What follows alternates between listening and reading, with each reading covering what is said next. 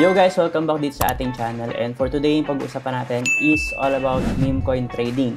So last time pinakita ko sa inyo kung paano gumamit ng meme fund para makita natin kung ano yung mga meme coins na pwede natin i-trade. So right now, papakita ko naman sa inyo kung paano mag-trade itong mga meme coins na to. So yun guys, so as you can see, nandito ulit tayo sa kanilang meme pump. So pag nag-click tayo ng isang token dyan, for example, itong Glitch Core, so click natin yan, mapupunta ka dito. So if ever naman gusto mo lang pumunta dito sa mismong UI na to, punta ka lang dito sa trade, tapos advance. Pag punta mo sa advance, mapupunta ka dito.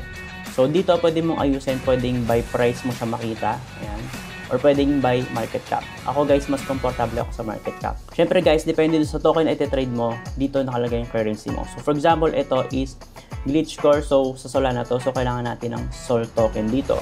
So, pag klinik ko itong Labubu, for example, ang kailangan mo naman dito is BNB kasi nasa Binance Smart Chain siya. So, pwede ka dito mamili ng token. So, pwede ka mag-search via token name or contract address mismo. Pero, syempre, I recommend using contract address kasi mas specific yun kasi possible na may gumawa ng fake token tapos kapangalan niya yung token na yun, and kung nagmamadali kang bumili, baka marag ka or mabiktima ka ng mga fake tokens. So, moving on guys, makikita mo dito sa baba yung kanilang history. So, yung mga transactions ongoing right now, I think real time naman to nag-update. And then, top traders, makikita mo dito yung buy and sell nila. So, naka-arrange yan sa highest kasi ng top traders. Holders, makikita mo dyan. Liquidity change, position, if ever meron kang position dito. Open orders, if ever meron kang open orders dito, katulad ng buy or sell. So, guys, next natin is itong nasa kanan. So, basically, para itong naging trading bot. So, napakaganda talaga ng ginawa ni OKX dito. So, mas mapapadali yung pag-trade mo ng meme coins dito or mismong token. So, for example, ito, pwede kang mag-buy or sell. Tapos, nandito yung currency, lalagay mo yung amount mo.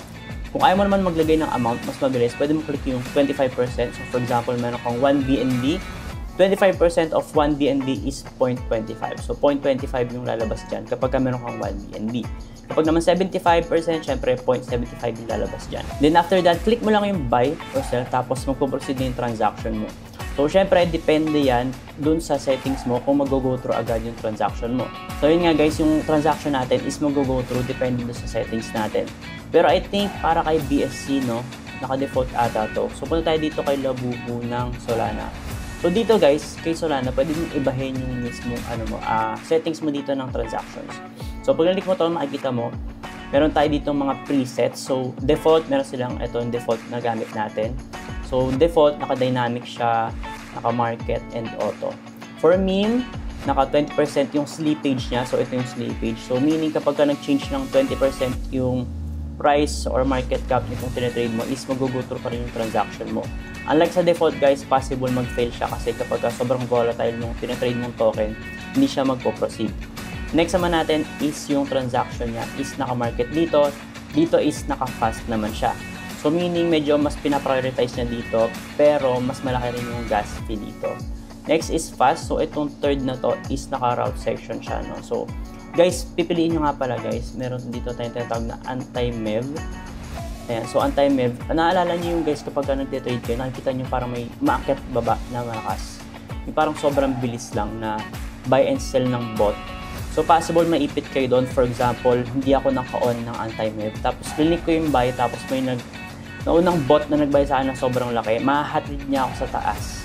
Mapupunta doon yung buy ko, tapos yun, may ipit ako doon kasi syempre, bago mag-break even yung mismong buy ko doon, dapat mag-pump din muna ulit doon yung mismong token.